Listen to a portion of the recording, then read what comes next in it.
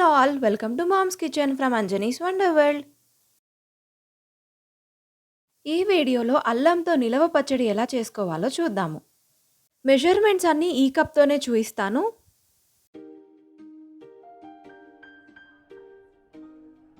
మేము ఇక్కడ 200 గ్రామ్స్ అల్లం తీసుకుంటున్నాము.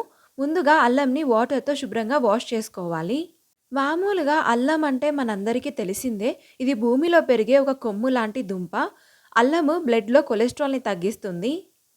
బ్లడ్ వెజల్స్ని బ్లాక్ అవ్వకుండా కాపాడుతూ బ్లడ్ ఫ్లోని ఇంప్రూవ్ చేస్తుంది. అల్లం, చిటికెడు ఉప్పును భోజనానికి ముందు గాని తర్వాత గాని తీసుకుంటే డైజెషన్ పర్ఫెక్ట్గా ఉంటుంది. ఎండబెట్టిన అల్లాన్ని శొంఠి అంటారు. పచ్చి శొంఠిని పొడి చేసి కొన్ని వంటల్లో వాడతారు. నెయ్యిలో వేయించి పొడి చేసిన శొంఠిని ఒక మందుగా ఉపయోగిస్తారు. అల్లం పొట్టు తీసుకొని ఇలా చిన్న చిన్న ముక్కలుగా కట్ చేసుకోవాలి.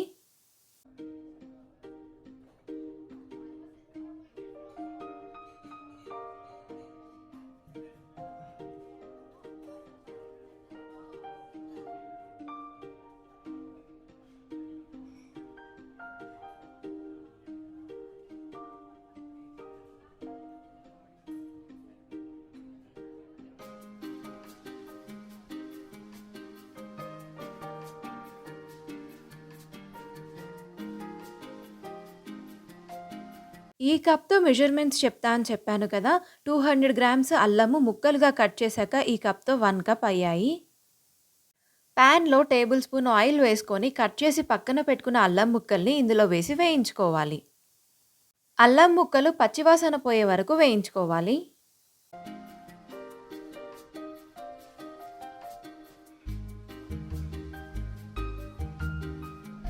నెక్స్ట్ ఇప్పుడు అదే కప్‌తో 1 ½ కప్ చింతపండు తీసుకోవాలి. ఈ చింతపండులో కొద్దిగా వాటర్ పోసి ఒక 5 నిమిషాలు ఉడికించుకోవాలి.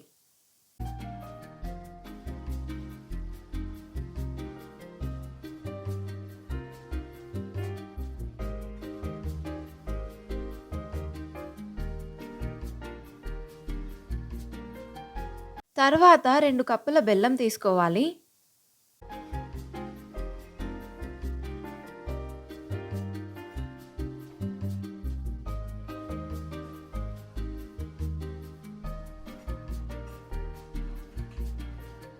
ఈ బెల్లంలో చిన్న గ్లాస్‌తో హాఫ్ గ్లాస్ వాటర్ పోసుకోవాలి. మేము ఈ సైజ్ గ్లాస్‌తో హాఫ్ గ్లాస్ వాటర్ పోసాము. ఇప్పుడు ఈ బెల్లాన్ని ఉండపాకం వచ్చేంత వరకు ఉడికించుకోవాలి. బెల్లంలో ఐరన్ కంటెంట్ ఎక్కువగా ఉండడం వల్ల షుగర్ కంటే కూడా బెల్లం ఆరోగ్యానికి చాలా మంచిది. పాకం వచ్చిందో లేదో ఇలా కొద్దిగా వాటర్‌లో వేసి చూసుకోవాలి. ఇంకా పాకం రాలేదు. ఆయుర్వేద వైద్యశాస్త్రంలో కూడా బెల్లాన్ని చాలా రకాల మందులలో వాడతారు. భోజనం చేశాక చిన్న బెల్లం ముక్క నోట్లో వేసుకుంటే జీర్ణ వ్యవస్థ మెరుగుపడుతుంది. నెయ్యితో బెల్లం వేడి చేసి నొప్పి ఉన్న చోట పట్టు వేస్తే బాధ తగ్గిపోతుంది. ఇలా వాటర్లో వేయగానే ఉండలాగా దగ్గరికి వస్తే పాకం వచ్చినట్టే. బెల్లం, నెయ్యి సమపాలల్లో కలిపి తింటే 5-6 రోజులలో మైగ్రేన్ తలనొప్పి తగ్గుతుంది.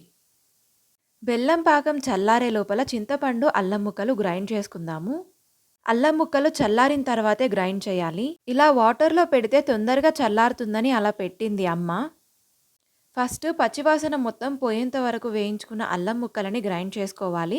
అవి మెత్తగా అయ్యేంత వరకు గ్రైండ్ చేసుకున్నాక ఉడకబెట్టిన చింతపండు కూడా ఇందులో వేసి గ్రైండ్ చేసుకోవాలి. చింతపండుని భారతదేశపు ఖర్జూరం అంటారు. ప్రతిరోజు వండే ఆహార పదార్థాల్లో చింతపండుకు ప్రత్యేక స్థానం ఉంది.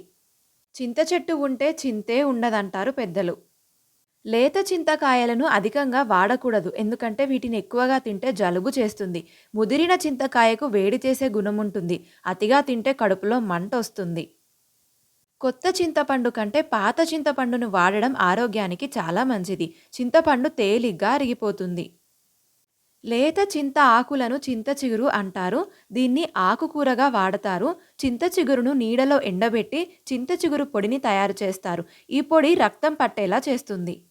చింత చిగురు రసంలో పటిక బెల్లం కలిపి తాగితే కామెర్ల వ్యాధికి నివారణ కలుగుతుంది. వాతాన్ని హరిస్తుంది. మూలవ్యాధులకు ఉపశమనాన్ని కలిగిస్తుంది. చింత చిగురు ఉడికించి కీళ్లవాపులకు రాసినట్లయితే వాపు, నొప్పి తగ్గిపోతాయి.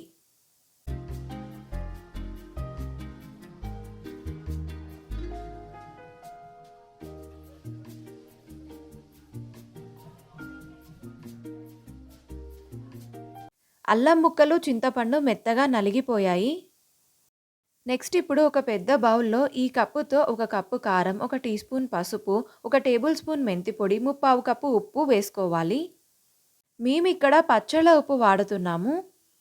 ఇందులో వేసినవన్నీ మొత్తం కలిసిపోయేలాగా కలుపుకోవాలి.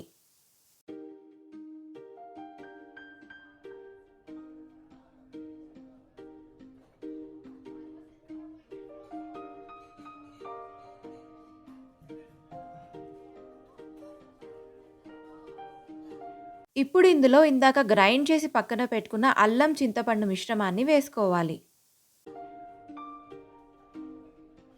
అలాగే చల్లారిన బెల్లం పాకం కూడా వేసుకొని మొత్తం కలిసేంత వరకు కలుపుకోవాలి. ఎండపెట్టిన అల్లంని శొంఠి అంటారని చెప్పాను కదా! మొదటి ముద్దగా అన్నంలో శొంఠిని పలుచగా కలుపుకొని నేతితో తింటే అజీర్తి పోతుంది.